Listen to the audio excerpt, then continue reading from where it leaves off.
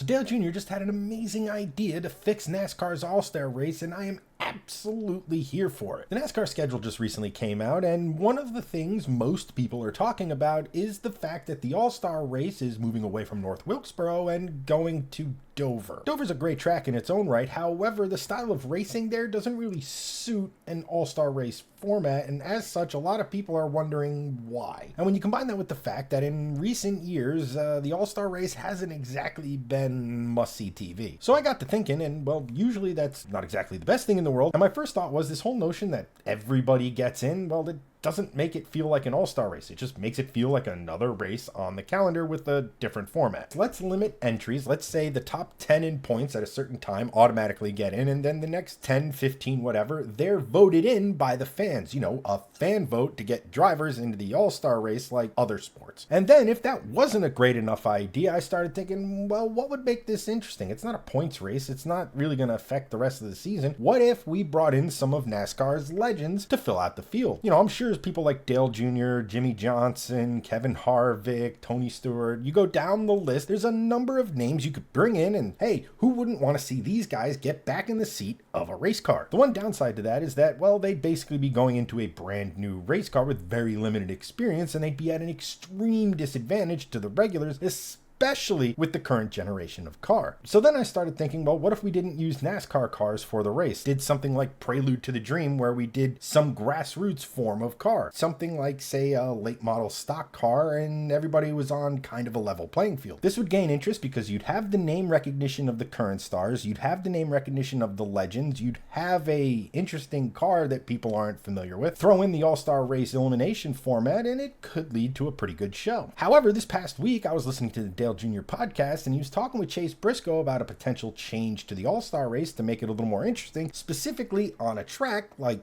Dover. And when Dale Jr. speaks, you do best to kind of listen and see what he has to say, more so than, I don't know, say an internet chump like me. And to say Dale Jr. went for the full chaos option would be an understatement. His idea was effectively to bring in NASCAR Cup cars and drivers, NASCAR Xfinity drivers and their cars, and NASCAR truck drivers and, again, their trucks. And then, taking a page out of sports car racing, they'd have multi-class NASCAR racing, all three different types of cars and trucks racing on the same track at the same time. Not only would this lead to, say, traffic and interesting ways to pass the slower cars or use them to pick your opponents, it would also give exposure to some of the younger guys, say in Xfinity or the truck. And not for nothing, if you could figure out the right track on which to do something like this, I think it would lead to an incredibly interesting event. And yeah, it would be a little chaotic. Okay, it'd be a lot chaotic, but that's gotta be better than whatever it is we have now, especially on a track like Dover.